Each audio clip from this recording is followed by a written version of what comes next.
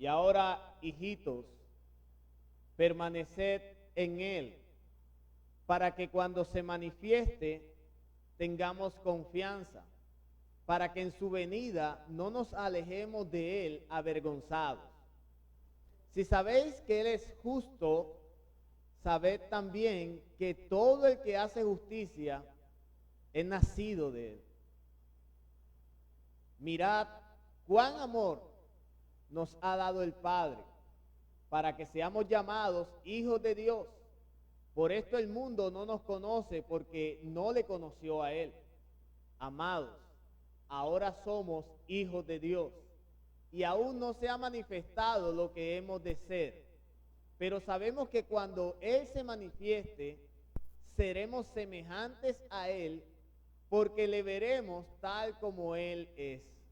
Y todo aquel que tiene esta esperanza en Él, se purifica a sí mismo, así como Él es puro.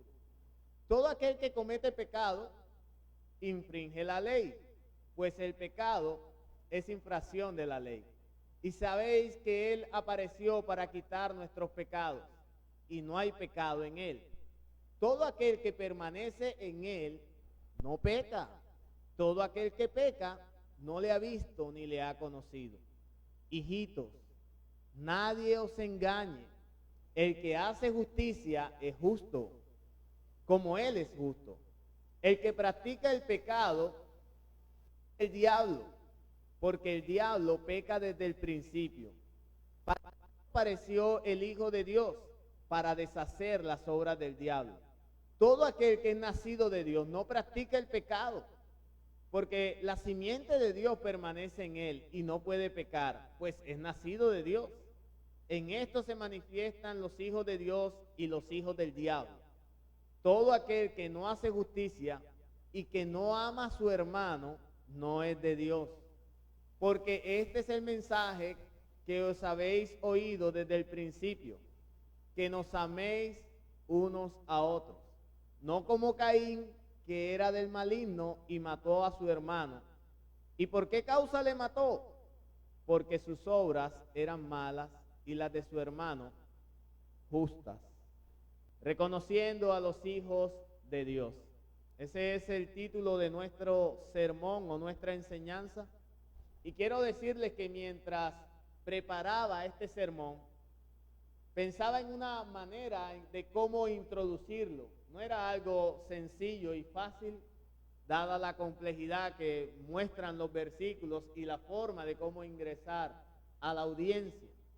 Así que recordaba aquel cuento de Hans Christian Andersen, llamado El patito feo. Creo que todos conocen ese cuento en particular, y todos lo han podido referir a algunos niños, ya sean sus hijos, sus sobrinos o simplemente niños que han tenido al cuidado en medio de la escuela infantil. En resumen, el cuento dice que había una ocasión en la que un huevo de cisne resultó debajo de mamá pata. Una pata que vivía en una granja y que se encontraba empollando sus polluelos. Dice el cuento que al transcurrir las horas, los patitos uno a uno fueron rompiendo sus cascarones, y así mismo sucedió con aquel cisne. Pero resulta que al nacer, aquel patito, supuesto patito, era distinto, era diferente a los demás. Era más grande, era más ruidoso, era desproporcionado en comparación a los demás patitos. Y aquello generó en aquel patito una historia triste, una historia de rechazo, una historia de maltrato, una historia de desorientación. Así pasó un largo tiempo. Sin embargo, pasó el invierno y llegó la primavera. Y en una tarde soleada, cuenta la historia, que aquel patito se encontró con una familia de cisnes. Y este encuentro cambió por completo su vida. Dice que esa familia de cisnes le hizo saber a este patito que él era igual a ellos. Y esto le alegró. este encuentro cambiaría su historia. Aquel patito pudo encontrarse más que con una familia, con su verdadera identidad. Estos cuentos nos muestran a nosotros el detalle de lo que Juan quiere ubicarnos por medio de su carta. Porque qué distinto, me he puesto a pensar, hubiera sido la historia de este patito si de antemano él hubiera sabido cuál era su verdadera identidad. Seguramente hubiera vivido de otra forma con el rechazo, hubiera enfrentado de otra forma la incomprensión de aquellos que lo rodeaban, hubiera enfrentado las diferencias con los demás de otra manera. No le hubiera importado que le llamaran un patito feo. Y esto no le hubiera importado si él hubiese sabido quién era y quién llegaría a ser.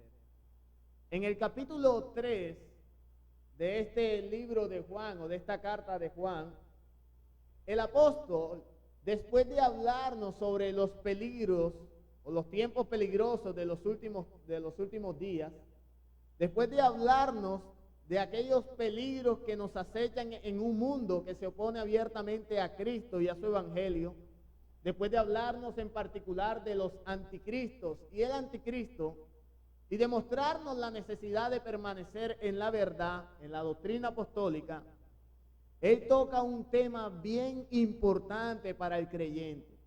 Y este tiene que ver con la identidad de quiénes son los hijos de Dios. Este tema tiene que ver con la identidad de quiénes somos en Cristo Jesús y cómo es que somos reconocidos. Recordemos que Juan viene hablando en medio de su carta de ciertos distintivos, algunas características propias que nos ayudan a reconocer quiénes son verdaderamente cristianos, quiénes son verdaderamente aquellos que han nacido de Dios. El apóstol ha estado desafiando a los creyentes a observar características en aquellos que decían tener comunión con Dios y que se hacían sus maestros cuando en realidad no eran más que engañadores e impostores. Detallado cómo es que estos hombres en su carácter propio están completamente aislados de ser un verdadero creyente. Y este tema que nuevamente salta en la lista de Juan nos lleva a nosotros a volver a tener algunos distintivos para identificar quiénes son realmente los hijos de Dios y quiénes no lo son. Pero también este tema nos lleva a meditar a nosotros, a la iglesia, sobre las áreas que pudieran estar generando cierta confusión a los demás. Es así, mis hermanos, como de acuerdo a lo dicho, nosotros estaremos desarrollando nuestra enseñanza en la mañana de hoy a la luz de 3 encabezados. Y en primer lugar veremos un estímulo para permanecer como hijos de Dios. En segundo lugar, observaremos la realidad de que ahora somos hijos de Dios. ¿Cómo es que llegamos a ser hijos de Dios? Y por último, veremos la distinción de los hijos de Dios. Así que pasemos a desarrollar el primero de nuestros encabezados, nuestro estímulo para permanecer como hijos de Dios. Y nuevamente quiero que leamos los versículos 28 y 29.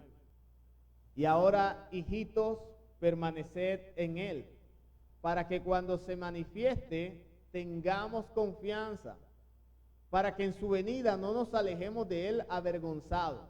Si sabéis que Él es justo, sabed también que todo el que hace justicia es nacido de Él. Si ha existido una palabra clave en medio de toda la sesión o el capítulo 2, ha sido la palabra permanecer. 7 veces se menciona en este capítulo 2 y 2 veces más se hace mención de ella en el capítulo 3. De allí la estrecha relación que nosotros encontramos entre el versículo anterior, es decir, los versículos 28 y 29, y los versículos que le siguen en el capítulo 3. Juan ha utilizado esta palabra en un gran número, y cada vez que nosotros encontramos una idea o una palabra repetida en la Escritura, es una guía para nosotros prestar mayor atención a lo que el autor está intentando transmitirnos. Juan ya nos ha enseñado en versículos anteriores, y de hecho en el sermón anterior utilizó la palabra permanecer para introducirnos al tema del anticristo, relacionando la palabra con todos aquellos que no permanecieron en la verdad y que terminaron opuestos a Cristo y su evangelio.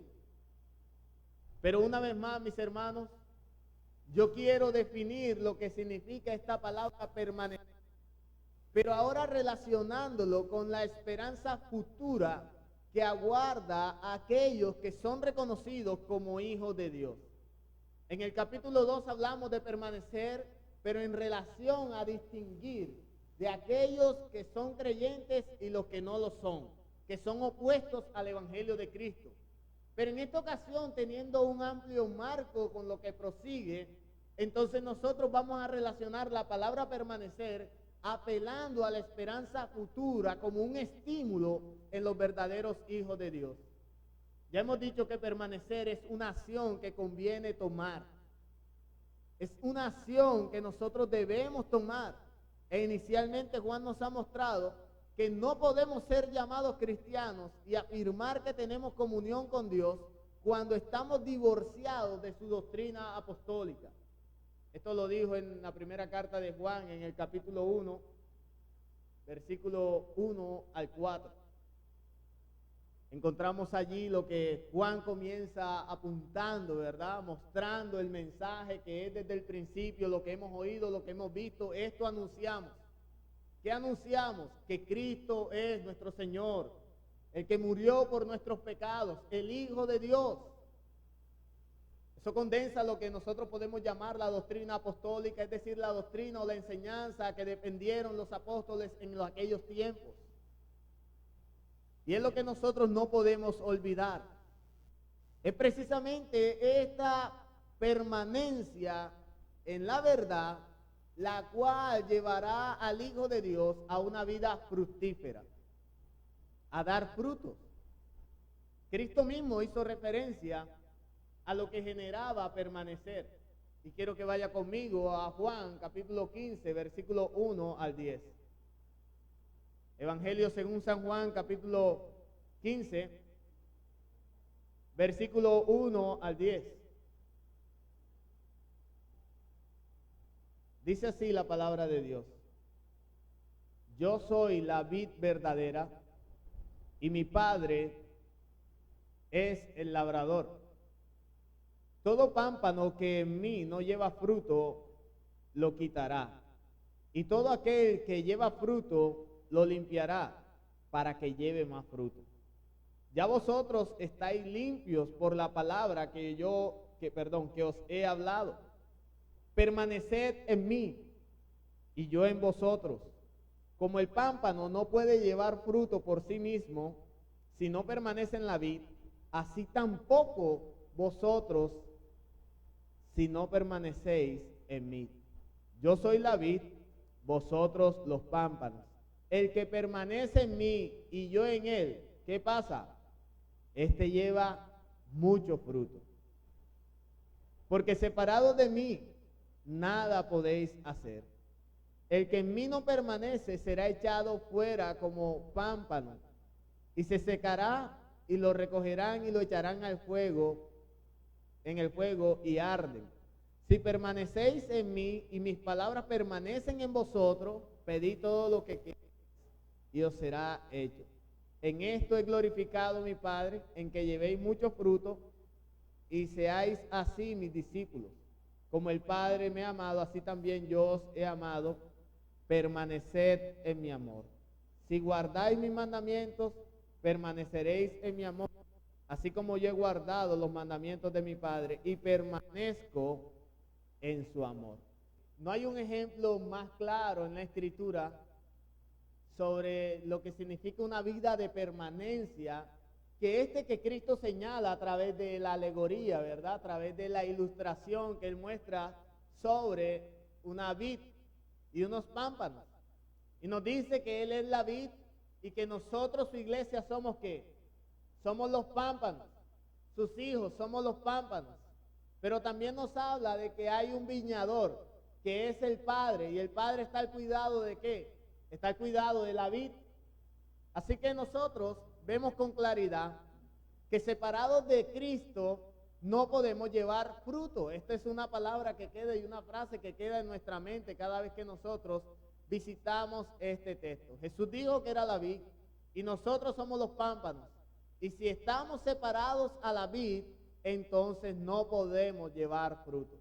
Las ramas no son capaces de producir frutos por sí solas, por sí mismas. Se hablaría de que aquella vid o aquel árbol no lleva fruto, no solo por la capacidad del árbol, sino también por la capacidad del viñador o el que está al cuidado.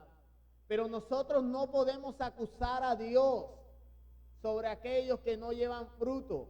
Nosotros tenemos que ubicar la responsabilidad del fruto en el hombre que no ha permanecido en Dios. Y como no ha permanecido en Dios, entonces este hombre no puede fructificar. Así que permanecer es una de las condiciones necesarias para que tú puedas tener frutos. Para que tú puedas llevar frutos, es necesario que tú permanezcas. ¿Pero en qué debo permanecer? Yo debo permanecer en su verdad. Debo permanecer en su doctrina. Debo permanecer en lo que ya conozco. Pero también yo debo permanecer en su amor. En ese amor que ha sido derramado en nuestros corazones y que muy bien nuestros hermanos han estado explicando antes de que yo me montara a este púlpito. Yo debo permanecer en ese amor. Así que mi permanencia en el amor se traducirá también en una expresión de amor. Es lo que nos muestra el versículo 9 de ese capítulo 15. Y es que para el que ama a Dios y su obra, la obediencia a sus mandamientos es un deleite y no un peso. Cuando nosotros amamos realmente a Dios, le obedecemos no como algo que nos han impuesto, sino como algo que nosotros realmente nos genera deleite, nos genera pasión. Lo disfrutamos, lo entendemos como algo que agrada a Dios. ¿Y por qué? Porque ahora nosotros le amamos. La permanencia implica que yo estoy injertado en el tronco y lo que corre por el tronco correrá también por las ramas. Dios es amor y no se puede expresar de otra forma ese amor sino también a través del amor. Entonces yo debo permanecer en su verdad porque sólo así podré dar fruto, porque esta será una expresión de un amor real por Dios y su obra, pero además dice Juan que la razón principal por la que yo debo permanecer es para cuando Él se manifieste, yo tenga confianza y no sea avergonzado. Versículo 28, por favor. Para que cuando se manifieste, tengamos confianza, para que en su venida no nos alejemos de Él. ¿Cómo? Avergonzados. Juan está pensando en su retorno. Él está pensando en la segunda venida de nuestro Señor, en la parusia de Cristo. Y está diciendo que en aquel momento, o está pensando en aquel momento donde el juez justo abrirá su boca para decirle a muchos: bien, buen siervo y fiel, en lo poco me has sido fiel, en lo mucho te pondré, entra en el gozo de tu Señor. Mateo capítulo 25, verso 23. Sin duda alguna que estas palabras te llenan de gozo. Estas palabras llenan de gozo a todos aquellos creyentes que han permanecido en el fundamento del Señor, que le han amado y que por ende han fructificado en su propósito. A esas personas llena de gozo estas palabras. Pero así como aquel día el gozo y la confianza estará presente en todos aquellos que han permanecido en el fundamento de Cristo, también estará presente, también existirá una cruel expectación de vergüenza sobre todos aquellos que se hayan desviado de la verdad ante las palabras que este juez volverá a decir a estos hombres diciéndole: nunca os conocí, apartaos de mí, hacedores de maldad. Mateo capítulo 7, verso 23. Así que Juan tiene esto en la mente. Él está diciendo que nosotros debemos permanecer en Él con el propósito principal de que cuando Él venga por su iglesia no sea avergonzada. Es a la luz de este pensamiento que Juan le manifiesta a los hijos de Dios cómo es que ellos entonces deben vivir. ¿Cómo nosotros debemos vivir a la luz del retorno de Cristo? Versículo 29. Si sabéis que Él es justo, sabed también que todo el que hace justicia es nacido de Él. A la luz de que nuestro Señor es justo, de que Él vendrá y juzgará con justicia al mundo, nosotros entonces debemos también promover una vida de justicia. Debemos vivir en justicia. Y vivir en justicia, de acuerdo a lo que el texto en su contexto nos puede informar, es vivir en amor. Es vivir amando los unos a los otros. Es vivir amando a nuestro hermano. Es vivir en la verdad. Es vivir en la confesión y en la transparencia de nuestros pecados. Los hijos de Dios deben vivir en justicia, y la razón de esto es porque su Padre es justo. Así que si existe algo en lo que debemos ser estimulados para andar en justicia, en las obras de amor, es el retorno de nuestro Señor y Salvador Jesucristo. Pero asimismo, mis hermanos, hay una realidad que nos lleva a actuar en justicia. Y es la realidad de que ahora nosotros somos hijos de Dios. Somos hijos de Dios. Y es precisamente esa realidad la que estaremos viendo en nuestro segundo encabezado. La realidad de que somos hijos de Dios. Capítulo 3, versículo 1. Mirad cuál amor nos ha dado el Padre para que seamos llamados hijos de Dios. Por esto el mundo no nos conoce, porque no le conoció a Él. Amados, ahora somos hijos de Dios y aún no se ha manifestado lo que hemos de ser. Pero sabemos que cuando Él se manifieste seremos semejantes a Él, porque le veremos tal como Él es. Y todo aquel que tiene esta esperanza en Él se purifica a sí mismo, así como Él es puro. Nosotros sabemos que Dios nos creó y es nuestro progenitor, ¿verdad? Pero también sabemos que Dios nos adoptó como sus hijos y ahora Él es nuestro Padre. Pero también debemos saber que Cristo, el Hijo de Dios, se casó con su iglesia y ahora nosotros pasamos a ser parte de su familia, de la familia de Dios. Debemos recordar que éramos pecadores, rebeldes, ingratos. Éramos hijos del diablo. Éramos practicantes del pecado. Y en estas condiciones nadie se interesaría en nosotros. ¿Quién tomaría a un niño en adopción que ante la entrevista le diga: mira, este es el peor niño que nosotros tenemos en este lugar? No respeta a nadie, este tipo es desobediente, se come la merienda de los otros niños, si le mandas a hacer un mandado se te roba la plata. Es un niño que no hemos podido educar porque hace sus necesidades en cualquier parte de la casa.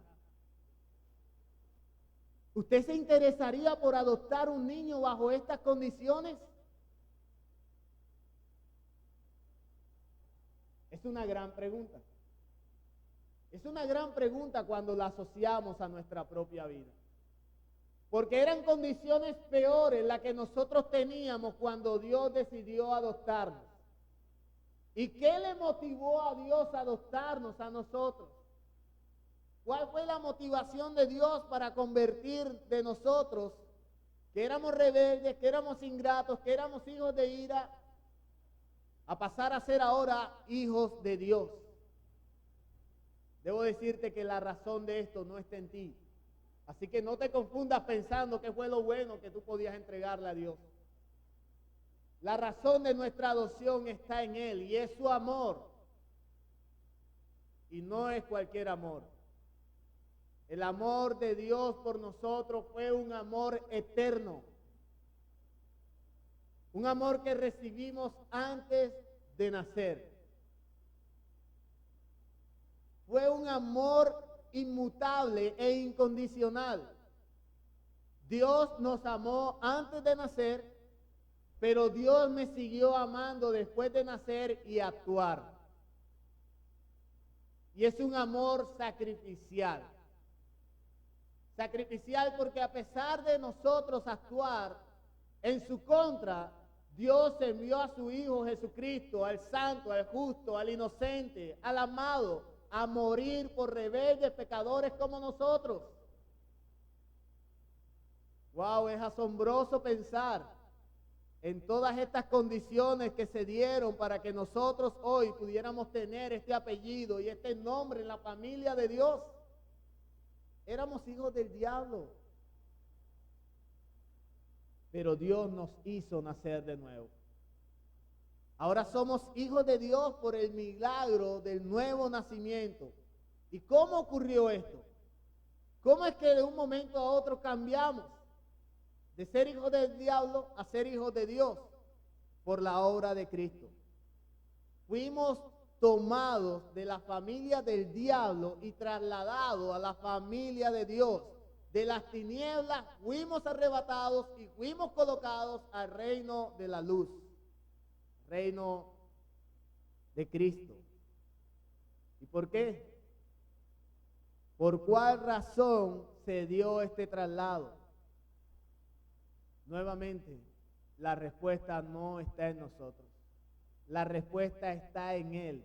Y es su amor y su gracia. Y por eso Juan quiere transicionar el texto diciendo, mirad cuál amor nos ha dado el Padre.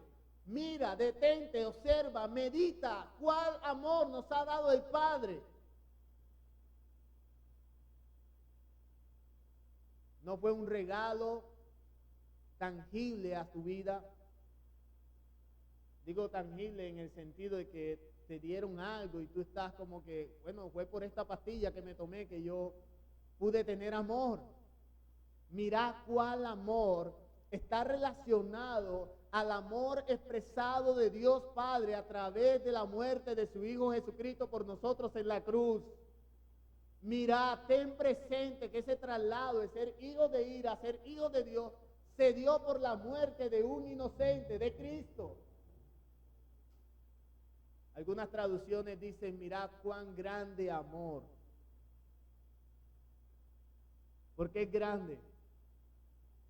Porque supera nuestras expectativas. Porque de la forma como Dios nos amó, nadie en el mundo nos puede amar, ni siquiera nuestra madre. Nadie nos puede amar.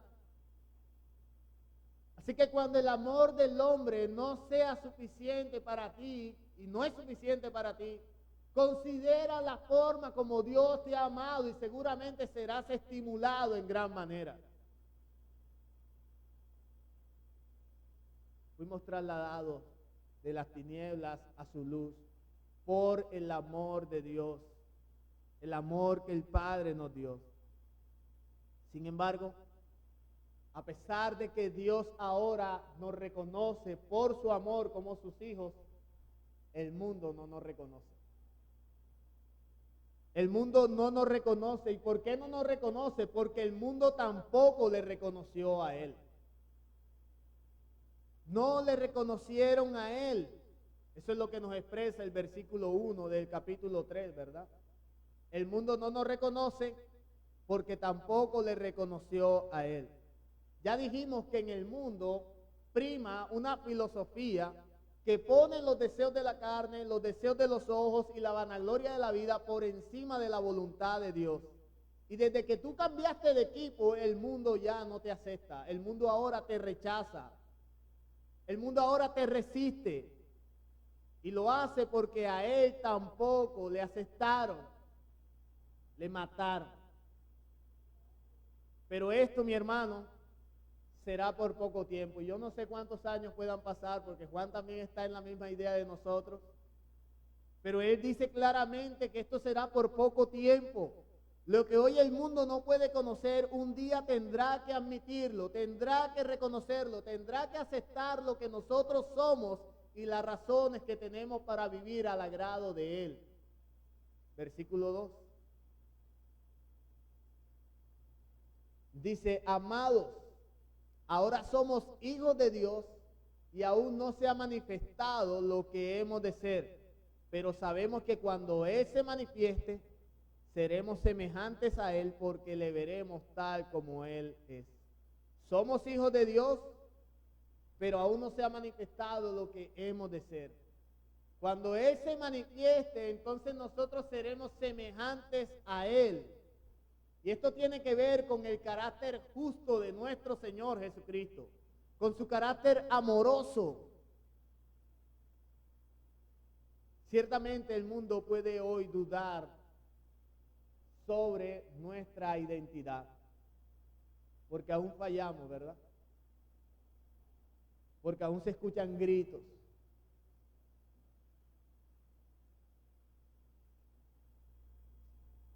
Porque aún sobresale nuestra ira,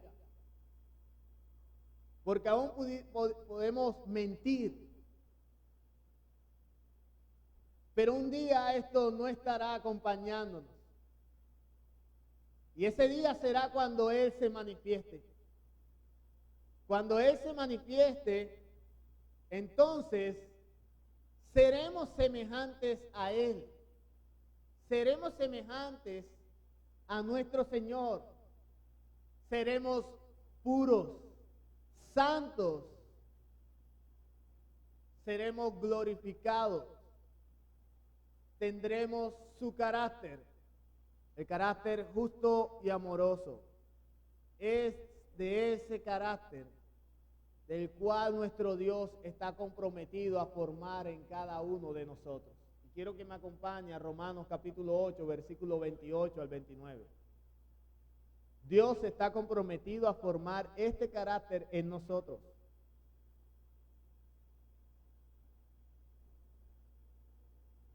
Dice la Escritura, y sabemos que a los que aman a Dios, todas las cosas les ayudan a bien. Y esto es a los que conforme a su propósito son llamados. Porque a los que antes conoció, también los predestinó para que fuesen hechos conforme a la imagen de su Hijo, para que Él sea el primogénito entre muchos hermanos. ¿Para qué fuimos predestinados por Dios? Para ser conforme a ¿quién?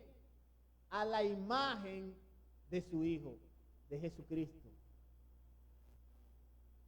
A los que aman a Dios, todas las cosas le ayudan a bien.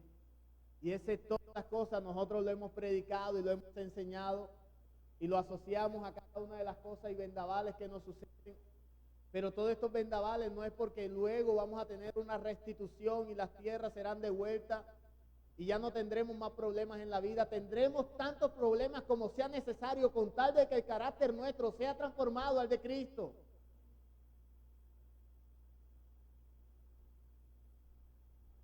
Todo lo que Dios puede utilizar como herramienta para transformarnos al carácter de su Hijo Santo, Él lo va a hacer. Ese es su propósito. es su compromiso. Él lo ha firmado y no te debe tomar por sorpresa. Así que ayuda para bien a los que aman, porque finalmente esto es lo que nosotros queremos ser. Conformados a Cristo, transformados en nuestra identidad, reconocidos como hijos de Dios. Eso es lo que nosotros queremos ser. Llegará un día en que se manifestará públicamente lo que somos, y no solo se manifestará, sino que seremos tal cual como Él es, con una pureza moral. Pero mis hermanos, mientras eso sucede, mientras esta transformación se da, mientras se da el retorno de nuestro Señor, ¿qué sucede con nuestras vidas aquí y ahora? Los hijos de Dios, los que verdaderamente son hijos del Señor, tendrán que mortificar su naturaleza desviada de todo aquello que no agrada a Dios. Y eso es lo que expresa Juan en el versículo 3. Dice así el versículo 3 de la carta de Juan: y todo aquel que tiene esta esperanza en Él se purifica a sí mismo, así como Él es puro. En Juan capítulo 2, por allá en el versículo 4, en el versículo 6, se habla de que todo aquel que permanece en Cristo hará lo que Él hizo.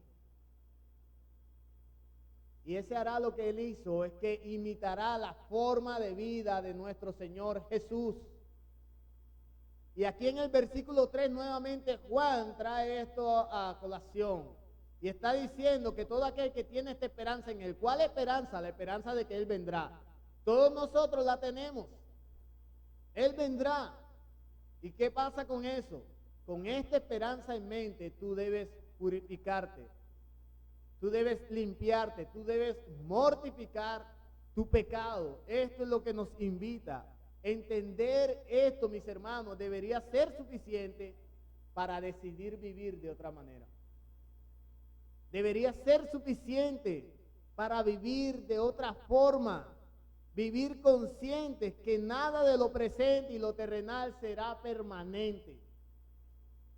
Y hoy nosotros somos arrastrados por esa tendencia pecaminosa de crear nuestros propios tronos aquí en la tierra, de tratar de satisfacer todos los deseos de nuestra carne, de tratar de almacenar para el futuro cuando no sabemos qué será el futuro, de tratar de crear a nuestros hijos con una mentalidad emprendedora sobre este mundo, diciéndoles que estudien tal profesión, porque esto es lo que les hará ganar dinero.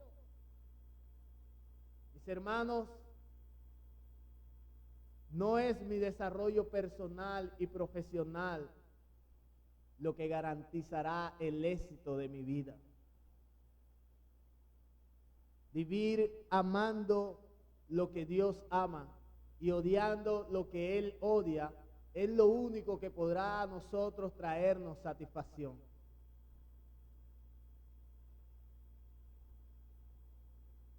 No estoy diciendo con esto que no nos preparemos. Lo que estoy intentando decir es que tengamos en mente que no somos exitosos porque estemos realizados aquí en esta tierra pasajera y temporal. Somos exitosos solamente cuando atendemos y cumplimos la voluntad de nuestro Dios. Somos hijos de Dios y nuestra permanencia en Él producirá cambios.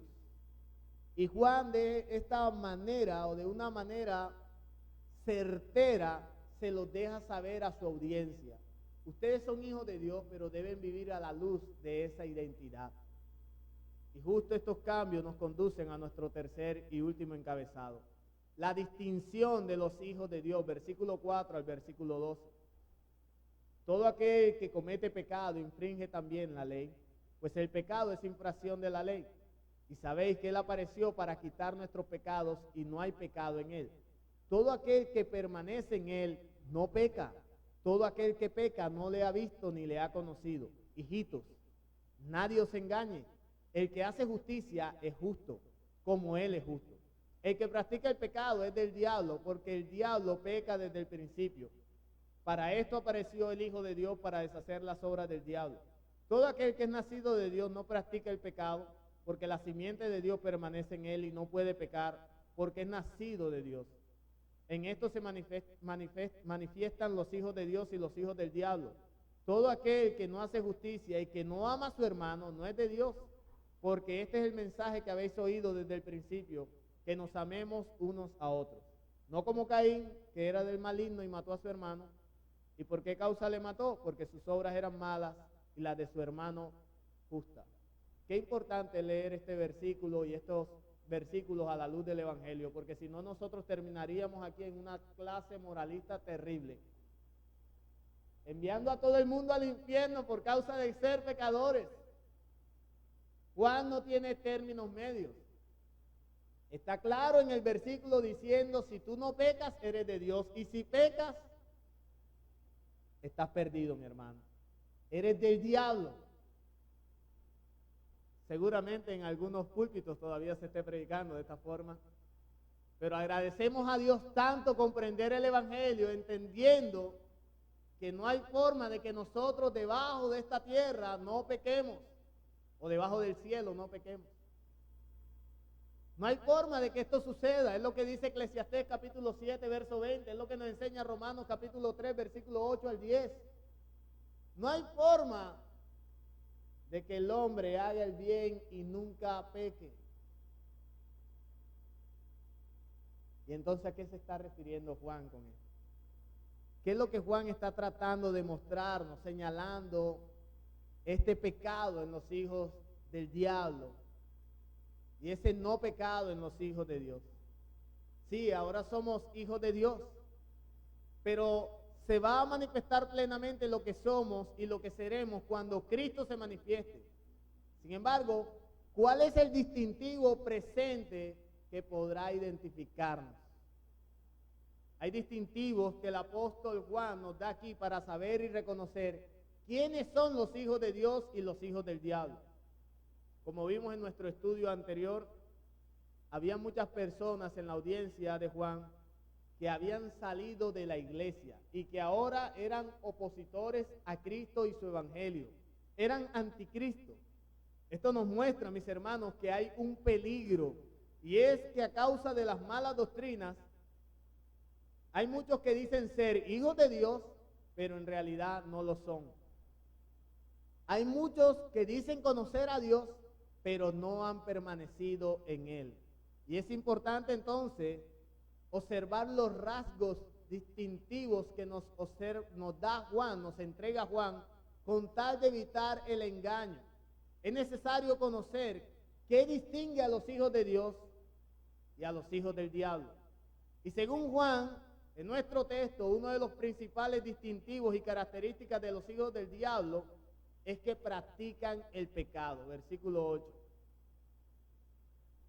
El que practica el pecado es del diablo, porque el diablo peca desde el principio. Para esto apareció el Hijo de Dios, para deshacer las obras del diablo. Juan dice que aquellos que practican el pecado son del diablo. ¿Pero qué es el pecado? Nuevamente hay que definirlo. Juan responde esta pregunta en el versículo 4 y dice claramente que todo aquel que comete pecado infringe también la ley, pues el pecado es infracción de la ley. Entonces Juan está hablando que pecado es infracción de la ley. Dios ha marcado una línea y pecado es traspasar esa línea. Es un desafío claro y abierto a la autoridad y voluntad del Padre. Y esta es una característica de aquellos que imitan a su padre el diablo, que ha pecado desde el principio, de acuerdo a lo que Juan está enseñándonos. Es una característica de aquella actitud que corresponde a los hijos del maligno. Pero ¿qué significa practicar el pecado? Primero respondamos qué no significa practicar el pecado. Practicar el pecado no significa luchar con un pecado particular. Es decir, no significa que tú no peques. ¿Y por qué no significa esto? Por lo que el mismo Juan nos dice en su carta, primera de Juan, capítulo 1, versículo 8 al 10. Vamos a leerlo. Dice Juan, si decimos que no tenemos pecado, ¿qué pasa? Nos engañamos a nosotros mismos y la verdad no está en nosotros. Si confesamos nuestros pecados, Él es fiel y justo para perdonar nuestros pecados y limpiarnos de toda maldad. Si decimos que no hemos pecado, le hacemos a Él mentiroso y su palabra no está en nosotros. Entonces no significa que no tenemos pecado. El mismo Juan, que dice que los hijos del diablo son aquellos que practican el pecado, es el mismo Juan que niega que los hijos de Dios no tengan pecado. Y esto parece una aparente contradicción, pero no hay ninguna contradicción. Para Juan, practicar el pecado no es en un sentido general no pecar, porque está claro que todos de alguna forma pecamos. Aún los creyentes ocasionalmente pecan. Aún cualquiera de nosotros, mis hermanos, en el mejor momento de nuestra vida, en el mejor minuto de tu vida cristiana, tú encontrarás un pecado.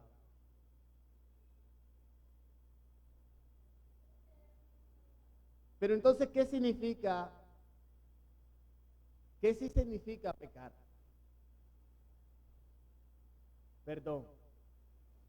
Estamos hablando de lo que no significa practicar el pecado.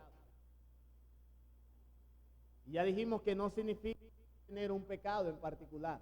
Ahora, ¿qué sí significa?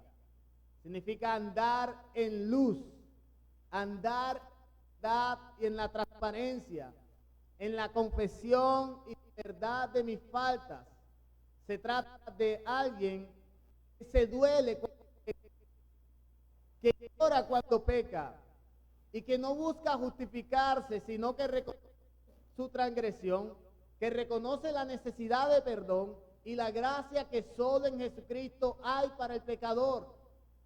Eso es lo que Juan tiene en mente cuando está apuntándole a aquella diferencia entre los hijos del diablo y los hijos de Dios. Todos pecamos, todos nosotros vamos a pecar, pero existirá una diferencia entre aquellos que se deleitan pecando y aquellos que se quebrantan al pecar. Y aquellos que se quebrantan al pecar, que se duelen al pecar, son considerados los hijos de Dios. El Hijo de Dios sabe que va a pecar y asimismo entiende la necesidad de la confesión de su pecado, porque Él sabe que si confiesa su pecado y se aparta de ese pecado, abogado tiene, fiel y justo, a Jesucristo. Entonces, ¿peca el cristiano? Sí peca el cristiano. ¿Puede el cristiano vivir habitualmente y gozosamente en el pecado? No lo puede hacer. Amado hermano, no puede ser que abracemos y acariciemos los mismos clavos que traspasaron a nuestro Señor Jesucristo en la cruz, cuando al mismo tiempo le damos un martillazo para incrustarlo entre sus manos. No puede haber contradicción en los hijos de Dios. Los hijos de Dios se duelen. Y ahora Juan lo que está haciendo con estas palabras es colocar una nota de advertencia. Juan nos está dando una advertencia y nos está diciendo que nosotros debemos cuidarnos de pecar.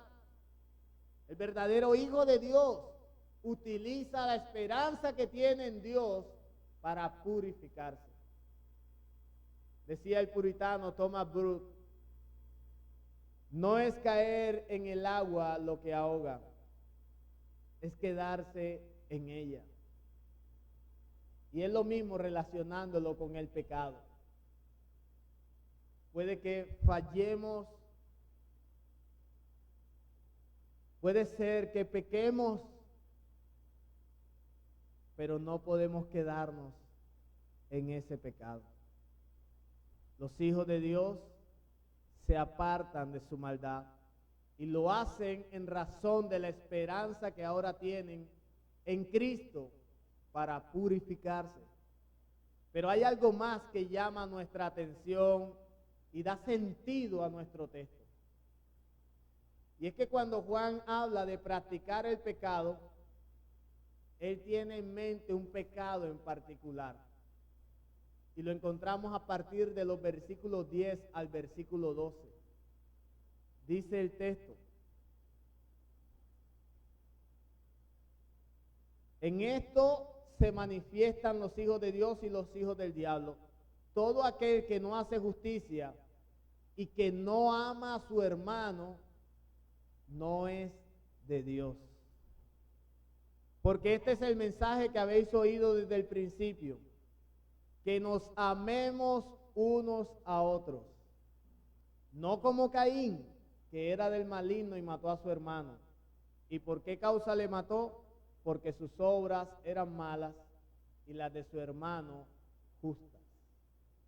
Creo que usted puede ver en los dos versículos del 10 al 11 cómo hay una idea que se vuelve a repetir. Y es una idea basada en el amor. Así que Juan está apuntándole a un pecado en particular. Juan está pensando en el desamor. Todo aquel que no ama a su hermano, dice Juan, es como Caín. No. Sus obras son malas.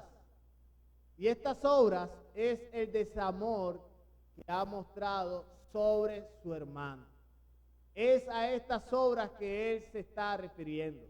Así que si tú solo pensaste en pecados escandalosos como el de la fornicación, el adulterio, el homicidio, quiero decirte, mi hermano, que no es a esto que Juan le está apuntando.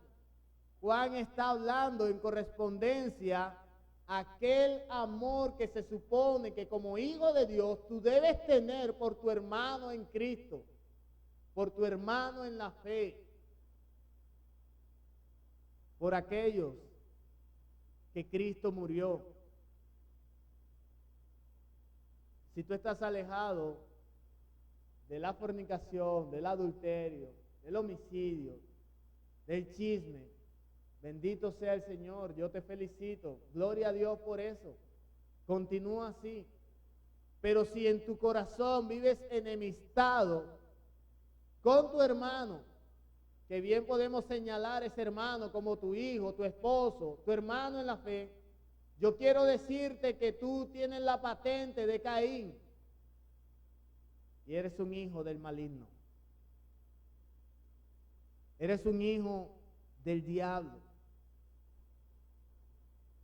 Tú estás practicando el pecado que Juan está señalando en este texto. Si no hay perdón, si no hay búsqueda de reconciliación, esto podría ser un claro indicativo de que al igual que Caín, tú le perteneces al diablo. Perdón es lo que se nos ha dado a través de Cristo y perdón es lo que nosotros debemos expresar. Pero no solo podemos identificar a los hijos del diablo por la práctica del pecado, sino también porque no practican la justicia. No solo reconocemos por lo que hacen, sino por lo que han dejado de hacer. Y es lo que en el versículo 10 se nos enseña.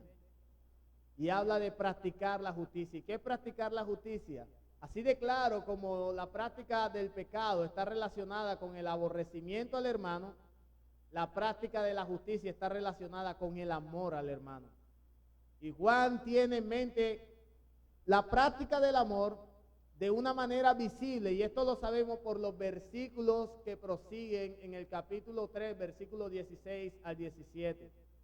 Nos damos cuenta que Juan ahora, y en el sermón próximo lo veremos con mayor detalle, nos dice: en esto hemos conocido el amor, en que Él puso su vida por nosotros.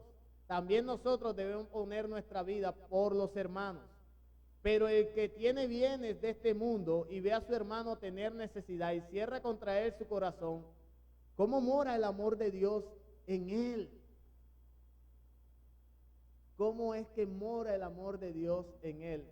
Esto lo veremos en nuestro próximo sermón, pero el contexto literario, mis hermanos, nos acerca a pensar de qué clase de justicia es la que Juan está hablando, de qué clase de amor es el que Juan está hablando. Ese mismo amor que utilizó Dios para rescatarnos de las tinieblas a la luz, es el mismo amor que Juan espera que los hijos de Dios expresen a los demás. En un mundo dominado por el maligno, lleno de egoísmo, orgullo y muchas cosas más, no hay espacio para pensar en el otro. No hay espacio para pensar en el hermano. El enemigo ha cegado el entendimiento de las personas.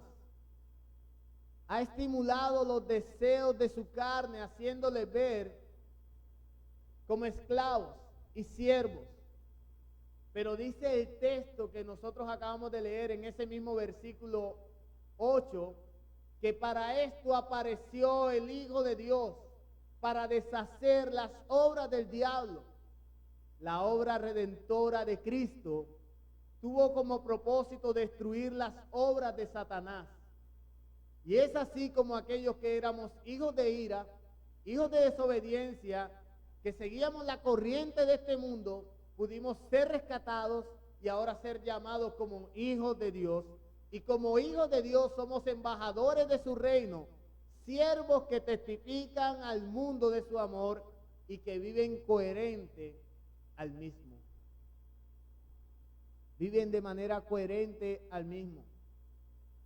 Pero aunque vivimos en amor, expresando amor al mundo, no esperemos aceptación del mundo, porque a él tampoco le aceptaron.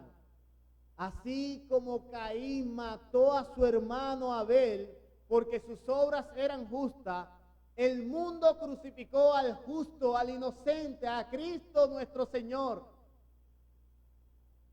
Y así como la sangre de Abel clamó justicia, dice Hebreos que la sangre de Cristo habla mejor. Y habla mejor porque no solo es justicia lo que se está pidiendo, la justicia la consumó Cristo. Y ahora su sangre corre a favor del pecador para traerlo a su reino, ofreciéndole gracia suficiente para saldar su deuda. Es en Cristo, mis hermanos, que nosotros encontramos la esperanza de vivir en este mundo permeado por la maldad. Aplicaciones finales. Hermanos, si tú afirmas conocer a Dios y ser uno de sus hijos, tiene que haber una diferencia en tu vida que lo respalde. Todo creyente que ha sido engendrado divinamente tiene el derecho de experimentar el amor de Dios, pero debe vivir como miembro de su familia. Debe demostrar su membresía familiar mediante una vida recta y justa. A los amigos que están presentes y me escuchan, quiero decirles que al igual que la historia de aquel patito feo, irreconocible ante sus propios hermanos, asimismo hay una distinción entre los hijos de Dios y los hijos del diablo. Y mientras tanto tú podrás sumarte al engaño ofrecido por Satanás a este mundo, creyendo que hay salvación porque tú no has matado a nadie, porque tú no le haces daño a nadie, porque tú no pecas como tú crees que es considerado pecado.